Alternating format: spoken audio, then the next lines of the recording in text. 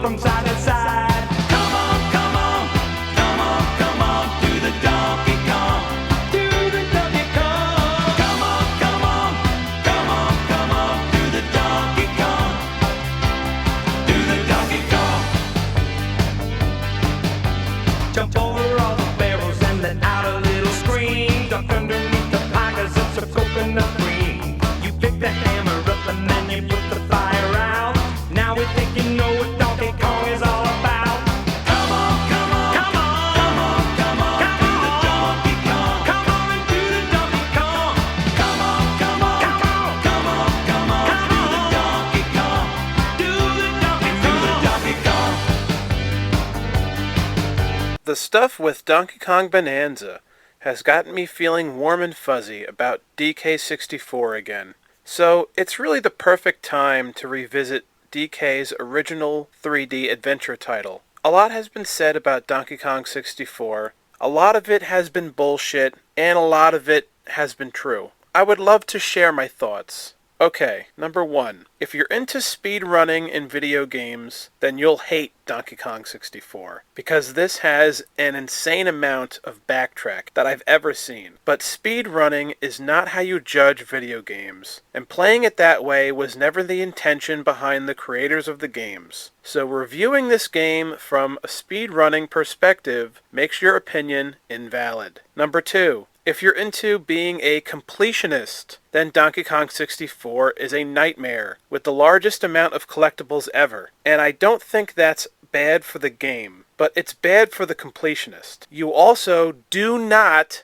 have to collect everything in the game in order to beat it. That's very important to remember about this game. So if you're going to review this game from the perspective of being a completionist, your opinion is invalid. Now, the biggest question of them all, is Donkey Kong 64 a bad game? No, not by a long shot. And I also very strongly do not think that the amount of collectibles is bad in the game. It's a lot of the ways they design the levels that is bad, not the amount of collectibles. If you love platformers, then Donkey Kong 64 is heaven. You'll almost never get bored. There is so much to do in this game. It is packed to the brim with content. But a lot of gamers these days hate platformers and don't find it satisfying to collect things. And if you don't like that, then that's fine. Go play some first-person shooters or whatever. Donkey Kong 64 was never meant for you. Collecting in platformers is one of the major appeals of the genre in gaming. I love collecting things in platformers, like in Spyro the Dragon, Gex the Gecko, Banjo-Kazooie, and Crash Bandicoot.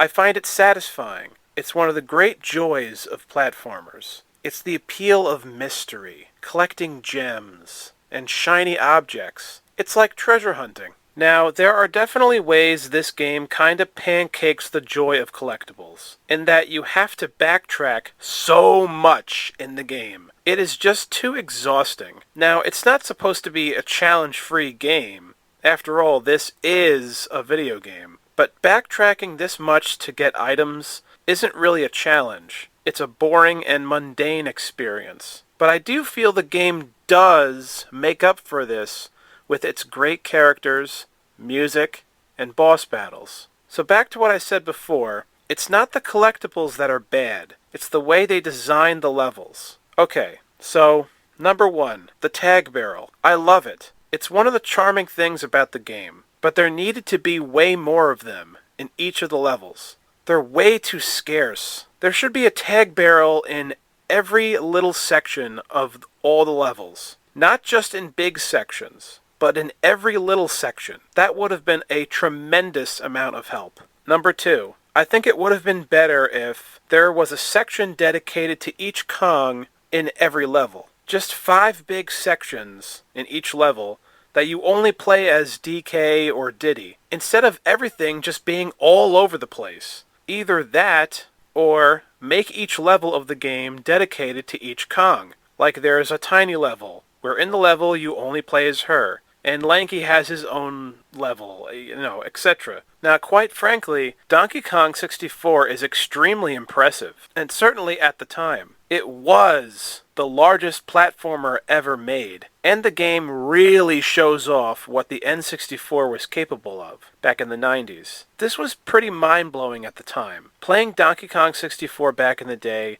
I had no idea the N64 was capable of making levels this enormous. But some of the levels are too big, though. Everything just takes too damn long to accomplish. I think they should have made every Kong way faster in the game, in speed. Like especially Donkey Kong is pretty damn slow. All of these little things that they could have easily added to the game just would have made it 100% better. One thing I will agree with people about is the bonus games. They suck. I hate most of them. Most of them are incredibly insufferable. There is like 3 of them that were okay and decent, but most of them were awful. And they're just so unnecessary. The levels and the rest of the game has enough variety in it. We don't need any more variety. Now, one thing I have to give Donkey Kong 64 a big compliment on is the multiplayer. It's great. It's very fun. And I have very fond memories of playing them with my friends back in the good old days. The multiplayer in DK64 is something people never talk about for some reason. It's quite a highlight. Now, the 2 coolest things in the gameplay are the weapons each of the Kongs have, and the musical instruments they all play. The gun-like weapons they have are very cool, and add that grungy 90s badass quality to the game. They're fun to use, and I love how each Kong has a different weapon and a different object they shoot. And the musical instruments they all play are awesome. The cutscenes of them playing is very entertaining to see over and over again, and it was a cool concept they expanded on from the DK Country trilogy back on the Super Nintendo. DK and Diddy had a boombox, and Dixie Kong had a guitar. But now, all the Kongs have their own instruments. And it also makes me think of Banjo-Kazooie, how each of them had instruments as well. Tootie had the flute, Mumbo Jumbo had a fiddle, and the xylophone, and Banjo's banjo, of course, and Kazooie's kazoo. So back in the 90s, Rareware was giving instruments to all their animal friends. It was a cool thing that also showed off their personalities. For example, Chunky Kong has the percussion instrument and dances around like a ballerina. That is hilarious, because he's a Kong with lots of strong muscles. You just don't expect him to act like that with this instrument. Moving on to reoccurring characters like Funky Kong and Cranky Kong. Well, now, Funky Kong is into guns and military weapons, and I don't feel this fits his character. The only aspect of his character that remains from the Donkey Kong Country games are his sunglasses. He acts more like jam jars from Banjo-Tooie, which acted like a military officer to teach Banjo and Kazooie new moves to do on their adventure, and Banjo-Tooie was more serious in tone. So that made sense, and fits well. Here, Funky feels off though. Many have said that Funky had many different jobs in the old games, so this thing of him selling guns makes sense. But in Donkey Kong Country 3, Funky worked in a boat shop and was a mechanic of sorts, and I actually think that fits with his personality better. As a laid-back dude bro, being a beach bum, surfer dude, is down to earth, and working in a boat shop near the water feels also down to earth and laid back. So it fits, because in Donkey Kong Country 1 and 2, all he did was surf, pretty much. But now he's into army stuff, and his outfit, it just doesn't work. It's cool for a character, but not for Funky Kong. Then there's Cranky Kong. He now makes potions that give the Kongs new powers, which is odd. Was this role meant to be for another character? Like a new Kong character? Cranky didn't seem like the kind of person that would be into this kind of stuff, like science and potions and things. Kinda reminds me of Professor Egad. Cranky Kong in the Donkey Kong Country games was someone who just sat in his rocking chair, complained all the time, and would mock and scold the Kongs for running around, thinking they're all hot shit. But back in his day, Cranky was the real deal. And that was funny and relatable. And it made Cranky a memorable old person character of the 90s, like Grandpa Simpson, or Grandpa from the Rugrats. But now Cranky has a laboratory, and is actually encouraging the Kongs on their adventure by making potions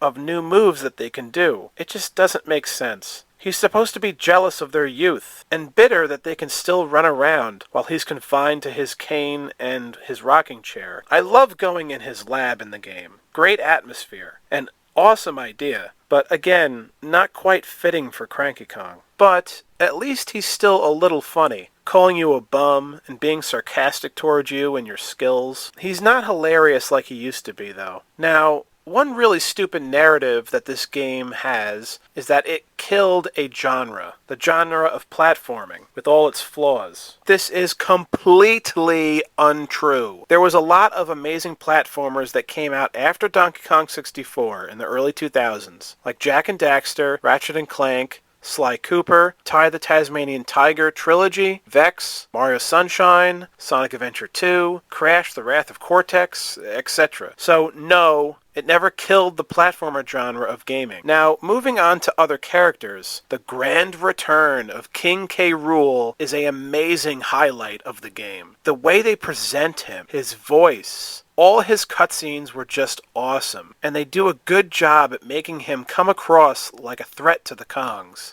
I want you to do everything in your power to keep Donkey Kong distracted. Steal that hoard of golden bananas he treasures so much, and take care of his pathetic friends. While you'll be busy looking for your precious golden bananas, flea-bitten friends, I'll be preparing my lizard-flavored surprise.